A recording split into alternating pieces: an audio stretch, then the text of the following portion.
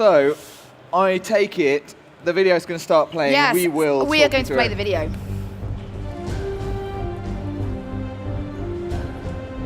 How can something as beautiful as this be dying?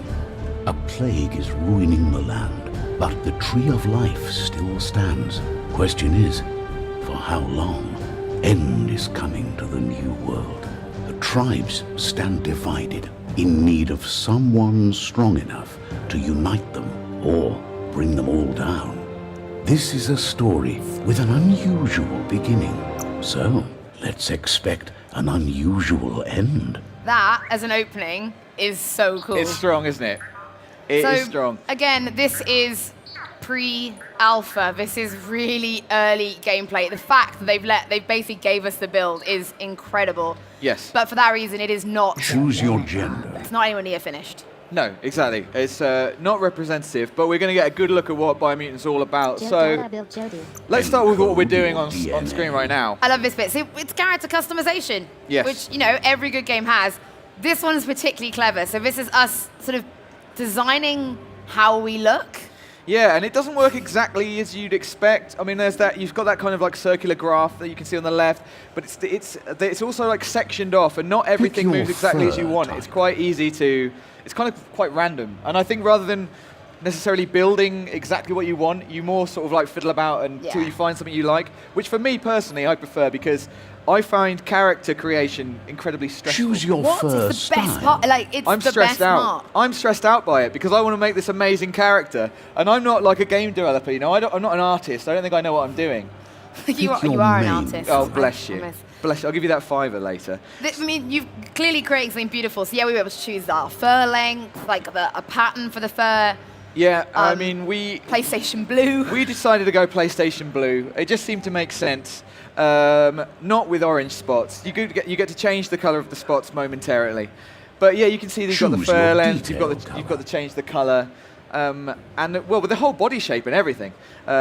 And you can see they've given you the numbers in case you need to recreate it. I don't know, or you want to tell your friend, like, what color are you? I'm 138.4. Well, that's so, because there is obviously PlayStation's Blue is a very specific. Yeah, I'll say right now, I'm not certain that is PlayStation's Blue.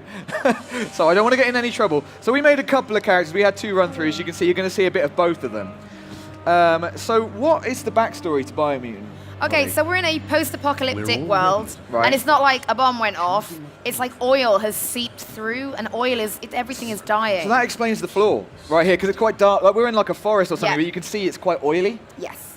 And we've obviously straight away, the first thing I had to do was make a choice, and there's some sort of karma system. Yes. So interestingly, obviously Dave has got hands-on with the game, but I'm sort of the one that saw the presentation, which is why the 2 of us are doing this.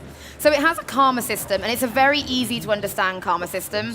I'd call it the red and blue system. Oh, it's literally like a black and white, sort of yin and yang kind of a thing. Minus 10 or plus 10. And this does affect the story, because your karma will affect how people see you, the options you have when you are talking to people. Okay.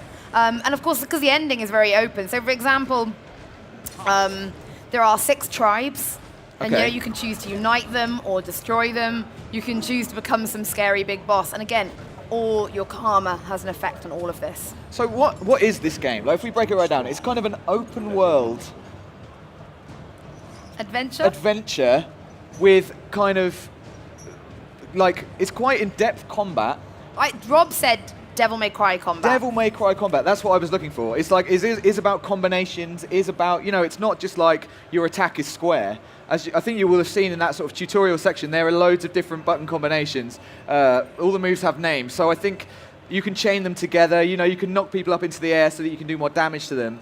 Like, the combat is actually very, very deep. Yeah. The part of the game that we played is quite linear, because it's the very opening, certainly of this build anyway. So this is a special piece of code that has been made for presentations. Right, this for is presentations. So this part of the game is what me and Rob saw at Gamescom. Right. In fact, anyone who saw this at Gamescom as a member of the press, this is the section they saw and said, this is just us playing it and doing it our way. But if you have seen the trailer, or you might even see some at the end of this video, it's actually a huge open world. So you might not get it from this video that we've played, that we've put together, but the game is actually opens up into a huge open world. 4 by 4 kilometers above ground, doesn't include the underground. Did you say 4 by 4 kilometers? 4 by 4 kilometers. I watched my old video back. Wow. I also have it written down. And there's loads of terrain, you know, there's loads of environments. Like there's a desert, there's like sort of tundra, there's lush forest and stuff. So it's a really interesting game. In fact, I think you maybe described it as Jak and Daxter meets Horizon Zero Dawn. Yeah, which is a combination that I didn't know I wanted until I heard about it. Exactly. Until I was told that. I was like, yeah, that sounds amazing. So our main character doesn't talk. Those watching now, you'll hear a narrator, and it's the narrator that sort of gives you the story. So if you pick something up, it'll be like, and then he picked up the sword. But as with your things like your karma, that can also affect the kind of the way the narrator speaks, so it's quite dynamic to what you're doing and how you're doing it. I really liked it, actually. You'll see in a bit, we get into a conversation, and the narrator kind of describes the character's feelings about what's going on as well. It's sort of like his inner thoughts, almost. It's a really clever system. You will have just seen that we picked up some ammo. And this is like what we're about to see, or not actually, are we about to see it? Not quite yet. So I've got some ammo that's like, you know, there are different kind of powers, like lightning power, or, I mean, just talking about the ammo, there are different kinds of, what's the elements that I'm looking at? Elemental damage. So right now I've got sort of electric, but I know there's radiation as well. I'm sure there are others. What we're doing here is scavenging for loot, which is going to be really important because you can use all this stuff to make weapons and armor, which is a big part of the game, actually. It's a huge part. So Nath made this video. He wanted to zoom in on our new helmet there. Was that what that was? That was just Nathan zooming in on the helmet? That's what he wanted to do. Fine, yeah, that was his happy. thing. He was interested in that. So the game itself there's a tree of life, and the tree of life is dying. And if the tree of life dies, so does humanity. So you need to cure its roots. Now, by playing the game and doing the quests, you will start to cure the roots of the tree of life. And every time you successfully cure one of the roots, the percentage chance of you saving humanity at the end of the game increases. So, for example, if you only have a 10% chance of saving humanity because you've only cured a tiny part of the roots, at the end of the game will literally RNG on whether or not you've saved humanity. Oh, so you can still do it? You can still do it. Right. The more of the tree of life that you cure, the better the percentage that you'll actually save humanity. But you can still lose. But you can still lose. Oh, man. And the story's also open. So, for example, if you've played it and you've been a complete ass the whole time, and you have low karma, you'll get, you know, a different ending than if you played it and had good karma.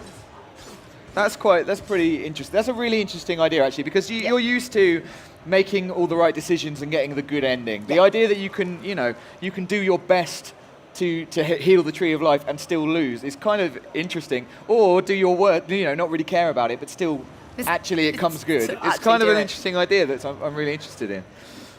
So yeah, we're seeing some more combat, and I think we might have seen the first of a couple of powers. So your character has several powers which you can use. I think we've seen the first one, which is kind of like it's that one there, which is like a confusion power, which can turn enemies against each other. They turn them to your side. I don't know that they're necessarily on your side, actually, but they definitely turn against their friends. And which is really good for just disrupting, because they do get quite together. There's quite large numbers of them, so you can turn those against them. That's the first power that we've learned. You can see I've got a dodge now, which I'm using incredibly badly. This guy in the middle, he's not actually too difficult to kill, but I decided to go for the ads first, which was maybe a mistake. I always go for the ads first, because I just want to be able to concentrate on the boss. I thought I could easily, outmaneuver his barrel throws, but actually he was surprisingly accurate with them, or I was surprisingly bad. I'm not sure. He's staggered here. Yeah, I know. I'll let you decide for yourselves. He's dead here, so that's good. And I like this nice. You get this nice slow-mo finisher, which is pretty cool. So there's two types of powers. There's bio and there's psi. I didn't know that. So bio is physical and psi is a bit like X-Men powers. We're going to see another one of them here. So I'm going to gain another one, which is an electric shock. Yes. So you get a little. Actually, no, I'm not. This is one of the psi powers, I guess. This is telekinesis. So you can pick things up, and throw it into other stuff, just do damage to it, which is useful. It's not just enemies, you can also use it on, you know, like barrels and inanimate objects and things like that. Like guys are like ragdolling in the air, like, I know. He didn't have a chance, did he? Nope. He was not expecting. There's that slow-mo again, which is super cool. Again, for anyone who's tuning in, this is us. We played this, literally we made this video yesterday. It is Dave playing, which is why we're not playing it live. The game is very early in development. It's great that we got code, but because of that, we can't play it live. It is pre-alpha. This is a special build made for showing like at events. So you can tell it's me playing because I'm not that good. You know, I will say the guy who did demo it from the studio when I saw it at Gamescom did do really well. He did better. Well, the developer did better, Holly. That's what you tell. That's what you're telling me. Well, yeah. Well, okay, that's fair enough. So different kinds of enemies here, like another big guy, but he had a shield. You have to break the shield before you can do any damage. I don't think he can succumb to any of your powers until you've taken down his shield, which makes sense. I think you can shoot these barrels. You can actually, you can see it sort of auto-locked on.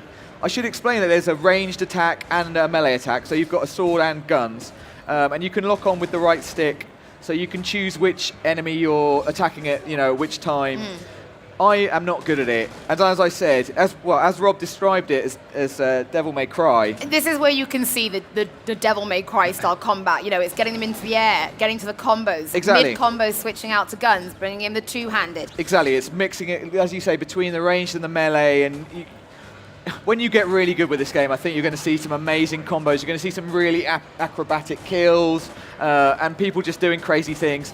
I mean, I'm still learning the powers there. I just picked that guy up for a laugh because, you know, just because I could.